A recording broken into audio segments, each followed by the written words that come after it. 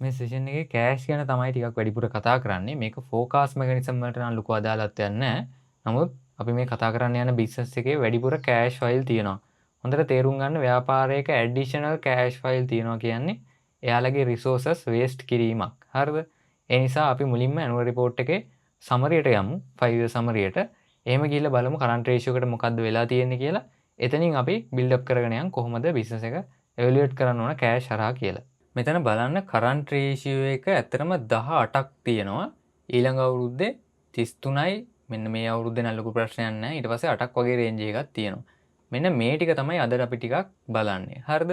සාමාන්‍යයෙන් EPS ගත්තාම නම් ඔයාලට බලා ගන්න පුළුවන් දෙකේ ඉඳන් ඇවිල්ලා තියෙනවා. හැබැයි ඩ්‍රොප් වෙලා තියෙනවා අන්තිම අවුරුද්දේ මයිනස්. හරිද? ප්‍රොෆිට් කරලා නැහැ, ලොස් වෙලා තියෙනවා. ඊට අමතරව net asset value එක නම් රුපියල් 10 ඉඳන් 11 වෙනකන් ඇවිල්ලා තියෙනවා නේද? යම්කිසි growth එකක් තියෙනවා. මෙයාලා ඩිවිඩන්ඩ් දෙනවනේ. 7.10යි 7.20යි 12යි 10යි. මේක ලොස් වුණත් 7.10ක් කොහොම හරි දීලා තියෙනවා ඩිවිඩන්ඩ් එක. එතකොට කරන්ට් රේෂියෝ එකෙන් කියන්නේ මොකද්ද? සරලවම කරන්ට් ඇසට්ස් ප්‍රමාණය වැඩි කරන්ට් ලයබිලිටි වලට වඩා. එහෙනම් අපි මොකද්ද කරන්න ඕන? මෙන්න මේ කරන්ට් ඇසට්ස් වල කන්ඩිෂන් එක පොඩ්ඩක් ගිහිල්ලා බලන්න ඕන. මේක බලන්නේ කොහොමද? හරිම සරලයි බැලන්ස් ෂීට් එක. ස්ටේට්මන්ට් ඔෆ් ෆයිනෑන්ෂියල් පොසිෂන් එක. අපි ගෲප් එක බලන්නේ. මෙතන බලන්න මෙන්න තියෙනවා කරන්ට් ඇසට්ස්, කෑෂ් ඇන්ඩ් කෑෂ් ඉක්විවලන්ට්ස් නේද? ව්‍යාපාරය ඇතුලේ වැඩිපුරම තියෙන්නේ අන්න මොනවාද? කෑෂ් තමයි තියෙන්නේ. මෙන්න 148ක්ම තියෙනවා. ඊට පස්සේ මෙතන 10 ගාණක් තියෙනවා. හරිද?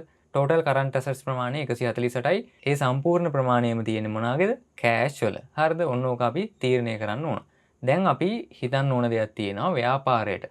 බිස්නස් එකට කෑෂ් ගන්න පුළුවන් ක්‍රම තියෙනවානේ. හරිද? අන්න ඒවා මොනවාද කියලා බලන්න ඕන. ඇත්තටම අපි මේ මොකද්ද කරන්නේ? මේ කෑෂ් ටික කොහෙන්ද ආවේ කියලා හොයාගන්න එක. අපි යන් කෑෂ් ෂෝ ස්ටේට්මන්ට් එකට. බලන්න මුලින්ම තියෙනවා net cash from operating activities. මේකෙන් මොකද්ද අදහස් කරන්නේ? ව්‍යාපාරයේ සාමාන්‍ය ප්‍රොඩක්ට් හෝ සර්විසස් විකුණලා මොකද කරන්නේ? සල්ලි හොයනවාද? අන්නේ සල්ලි ප්‍රමාණය කොච්චරක්ද කියලා. අපිට බලා ගන්න පුළුවන් මෙන්න වරහන් ඇතුළේ දීලා තියෙනවා මයිනස් කියලා. ඒකෙන් මොකද්ද අදහස් කරන්නේ? ඇත්තටම කෝපරේෂන්ස් වලින් ව්‍යාපාරය ඇතුළට කෑෂ් ඇවිල්ලා නැහැ. අන්න අර කරන්ට් රේෂියෝ වල තියෙන කෑෂ් තියෙන්නේ මෙතනින් නෙමෙයි. ඊළඟට අපිට බලන්න පුළුවන් ඉන්වෙස්ටිං ඇක්ටිවිටීස්. අන්න ඔයාලට බලන්න ලේටස්ට්ම අවුරුද්දේ 300 ගානක මිලියන නේද මොනවාද ඇවිල්ලා තියෙන්නේ? කෑෂ් ඉන්ෆ්ලෝ එකක් වෙලා තියෙනවා. කෑෂ් ඇවිල්ලා තියෙන්නේ මෙතනින්. එතකොට බලන්න මොකද්ද කරලා තියෙන්නේ? අන්න disposal of subsidiary. මේකෙන් මොකද්ද අදහස් කරන්නේ? මේ බිස්නස් එක යටතේ තියෙන තවත් පොඩි බිස්නස් එකක් තියෙනවා කියලා හිතන්නකෝ. මෙන්න මේක මොකද කරන්නේ? මෙයාලා විකුණනවා. තේරෙනවද? මෙයාලා විකුණපුවහම මොකද වෙන්නේ? බිස්නස් එක ඇතුළට කෑෂ් එනවා. අන්න ඒක තමයි මෙතනින් දාලා තියෙන්නේ. හරිද? 400 ගණක් ඇවිල්ලා තියෙනවා. ඊළඟට බලන්න ෆයිනෑන්සිං ඇක්ටිවිටීස් වලත් ඔයාලට බලා ගන්න පුළුවන්. ඊට කලින් අවුරුද්දේ ඇත්තටම කෑෂ් ටිකක් ඇවිල්ලා තියෙනවා නේද? පොසිටිව් කියන්නේ ව්‍යාපාරය ඇතුළට කෑෂ් එනවා. ඒක මොකද්ද කරලා තියෙන්නේ?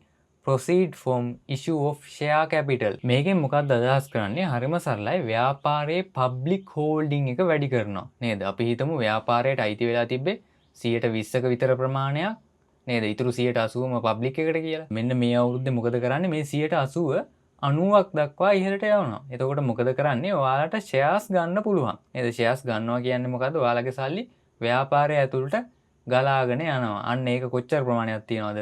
148ක් තියෙනවා. බලන්න මෙතනට ඇවිල්ලා කොච්චරද? කෑෂ් තියෙනවා 148ක්. දැන් මේක දෙපැත්තකට පාවිච්චි කරන්න පුළුවන් නේද? බිස්නස් එකට අපි හිතමු grow කරගන්න හොඳ opportunity එකක් තියෙනවා.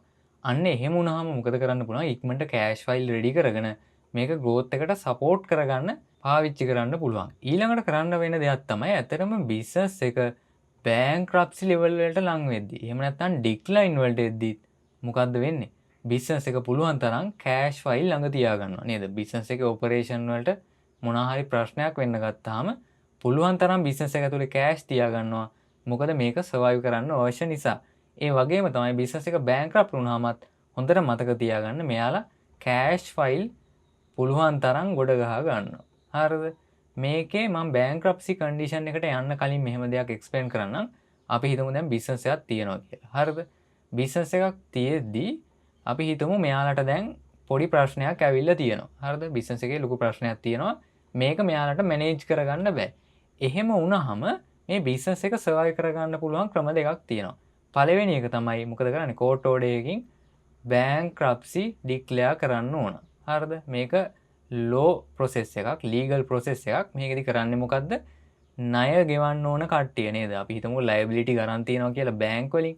මෙන්න මේ බැංක් වලට ගෙවන්න ඕන ණය නේද? ඒ කාල සීමාවේ bankruptcy වෙන කාල සීමාවේ හෝල්ඩ් කරලා තියාගන්නවා. මේකට වෙනම bankruptcy lawyersලා ඉන්නවා.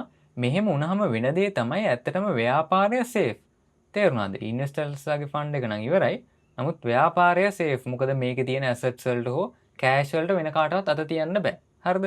අන්න මේ bankruptcy condition එකේදීත් ඇත්තටම cash ප්‍රමාණය මෙයාලා පුළුවන් තරම් වැඩි කරගන්නවා. මොකද bankruptcy කාල සීමාව ඉවරුණාට පස්සේ මෙන්න මේ කෑෂ් වලින් ආපහු ණය ගෙවන්න සිද්ධ වෙනවා. මේකේ දරුණු පැත්ත තමයි ලික්විඩේෂන් කියන්නේ. ඒකෙන් මොකක්ද අදහස් කරන්නේ? කෝට් ඕඩර් එකක් මුකුත් නැහැ.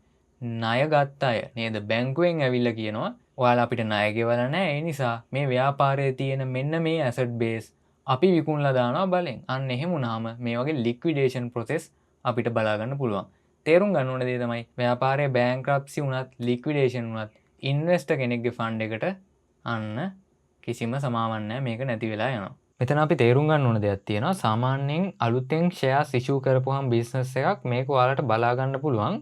මට මතක විදිහට ෆයිනෑන්සිං ඇක්ටිවිටීස් වල. හරිද? ෆයිනෑන්සිං කියන්නේ ණය සහ ප්‍රාග්ධන හිමිකරුවන්. මෙන්න මෙයාලා හරහා එන කෑෂ් ෂෝස් බිහේවියර්ස්. එතකොට පුළුවන් නම් try කරන්න last year එකේ annual report එක අරගෙන කෑෂ් ෂෝ ස්ටේට්මන්ට් එකේ ෆයිනෑන්සිං ඇක්ටිවිටීස් වල අර අදාළ කෑෂ් ෆයිල් ටික ඇවිල්ලා තියෙනවද කියලා. හරිද? මොකද ව්‍යාපාරය අලුතෙන් ෂෙයාර්ස් ඉෂුව කරලා නම් මේක අනිවාර්යයෙන්ම බිස්නස් එක ඇතුළට කෑෂ් ෆ්ලෝ එකක් ජෙනරේට් වෙනවා. අනිවාර්යයෙන්ම බලන්න ඕන දේ තමයි ඔපරේටිව් නෙට් කෑෂ් ෆ්ලෝ වලින් මොන හරි කෑෂ් ෆයිල් එකක් ජෙනරේට් වෙනවද? එහෙම නැත්නම් මේවා කොහෙන්ද එන්න ඕන? මොකද ව්‍යාපාරය පවත්වාගෙන යන්න අනිවාර්යයෙන්ම කෑෂ් තිබිය යුතුයි. අපි තව ටිකක් ඉස්සරහට යන් මෙතන බලන්න කෑෂ් ඇන්ඩ් කෑෂ් ඉක්වලන්ස් ෆයිල් එකේ නෝට් එකට තමයි අපි ආවේ. එතන දීලා තියෙනවා ඇත්තටම මේ කෑෂ් ඇට් බැංකුවේ තමයි කෑෂ් ටික තියෙන්නේ. හරිද? මේක ඉන්ක්ලූඩ් වෙනවලු බැංක් ඕවර්ඩ්‍රාෆ්ට් වලටත්. මේකෙන් මොකක්ද අදහස් කරන්නේ? දැන් මේ බිස්නස් එකේ බැංකුවේ තියෙනවා මිලියන 148ක්. හරිද? මේක 1000 වලින් ඇත්තේ. හැබැයි මෙයාලට කරන්න පුළුවන් දෙයක් තමයි මේ බැංකුවේ 148ක් තියෙනවට වඩා මොකද කරන්න පුළුවන්? ණය වැඩිපුර ගන්න පුළුවන් කෑෂ්. ඔන්න මිලියන 200ක් විතර මෙයාලා බැංකුව කන්ටැක්ට් කරලා ගන්නවා. එතකොට මොකද්ද මේකෙන් අදහස් කරන්නේ? බැංකුවේ තියෙන සල්ලි ප්‍රමාණයට වඩා මෙයාලට ණය ගෙවීමේ හැකියාව තියෙනවා. කෑෂ් ඉන්ෆ්ලෝ එකක් ගන්න පුළුවන්. අන්න ඒවට තමයි ඕවර්ඩ්‍රාෆ්ට් කියන්නේ. හරිද? මේක තව ටිකක් හොයලා බලන්න. ඊට පස්සේ ඔයාලා බලන්න මෙතන චෙයාමන්ස් රිවිව් එකට ගිහිල්ලා මෙයා දීලා තියෙනවා මොකද්ද?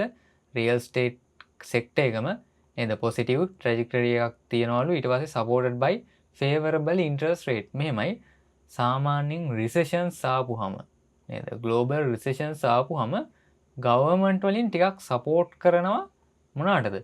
රියල් ස්ටේට් පැත්තට අන්න පුෂ් කරන්න. හරිද? ඒකට පළවෙනි හේතුව තමයි රියල් ස්ටේට් වල වැලියු එක ඩ්‍රොප් වෙන්නේ නැහැ නේද? වාහන ලීසින් වගේ දෙමේ ලීසින් හෝ ලෝන් වගේ නෙවෙයි රියල් ස්ටේට් වල වැලියු එක එහෙම ඩ්‍රොප් වෙන්නේ නැහැ. එතකොට මෙන්න මේ වගේ ඒවාට පුෂ් කරනවා වැඩි. ලංකාවේ ගවර්න්මන්ට් එකෙන් නම් මේවා කරනවද දන්නේ නැහැ. සාමාන්‍යයෙන් ටිකක් මේක බලා ගන්න පුළුවන් වර්ල්ඩ් ඉකොනොමි එකේ නම්. හරිද? මෙතන තියෙන තව දෙයක් තමයි දැන් අපි දන්නවනේ මේ බිස්නස් එක පුළුවන් තරම් කෑෂ් ඇකියුමුලේට් කරන එක තමයි කරන්නේ. හරිද? මම මේක කෑෂ් ෆ්ලෝ ප්‍රෝග්‍රෑම් එකකින් කියලා දෙන්නම්. මොකද කෑෂ් සම්බන්ධ ඇනලිසිස් තියෙන කෑෂ් ඇනලිස් වල සාමාන්‍යයෙන් ගවර්න්මන්ට් එකටත් ඇත්තටම ව්යාපාරයට කෑෂ් දෙන්න පුළුවන් විදි තියෙනවා. හරිද? මේ වගේ රෙගියුලේෂන්ස් තියෙනවා හුඟක්. හැබැයි ඉතින් මෙහෙමයි සාමාන්‍ය පොඩි බිස්නස් වලට නම් එහෙම ගවර්න්මන්ට් සල්ලි දෙන්නේ නැහැ. නමුත් මෙන්න මේ වගේ ග්‍රේට් රිසෙෂන් එකක් ආපුහම ඇතරම ගවර්න්මන්ට් එක පොඩ්ඩක් සපෝට් කරනවා හොඳ බිස්නස් වලට. හරිද? දැන් මේ බිස්නස් එක නම් ඒ වගේ මට්ටමක තියනවාද කියලා කියන්න අමාරුයි. නමුත් දැන් අපි හිතමු හේලිස් වගේ එකක් නේද? ලංකාවේ ලොකුම බිස්නස් එකක්නේ. හේලිස් කියන්නේ. ඔන්න මේ වගේ ඒවාට ලැබෙනවා වෙන්න පුළුවන්. තේරුණාද? මොකද බිස්නස් එක ලොකුයි. ලංකාවේ ආර්ථිකයේ ලොකු සපෝට් එකක් ගන්නවා මෙන්න මෙයා හරහා. නේද? SL ඉකොනොමි එකට ලොකු සපෝට් එකක් හම්බ වෙනවා. එතකොට මේ වගේ ඒවාට නම් මේ ගවර්න්මන්ට් එකෙන් ඉක්මනට කෑෂ් දෙනවා. නමුත් මේ වගේ පොඩි බිස්නස් වලට එහෙම දෙයිද නැද්ද කියන එක ප්‍රශ්නයක්. අනිත් දේ තමයි රියල් ස්ටේට් වලට ටිකක් පුෂ් කරනවා වැඩි.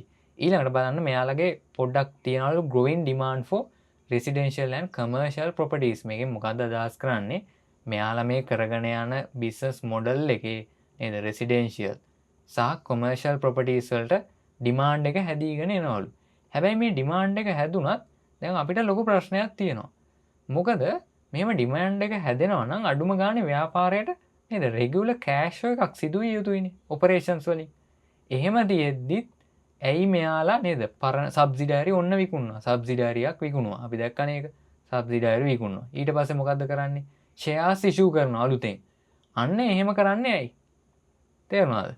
මෙන්න මේක හොයලා බලන්න ඕන. ඉතින් මේ විදිහට හොඳ growing demand එකක් එනවා නම් ඇයි මෙයාලට regular cash flow එකක් හදාගන්න බැරි? නේද? operating net cash flow වලින්.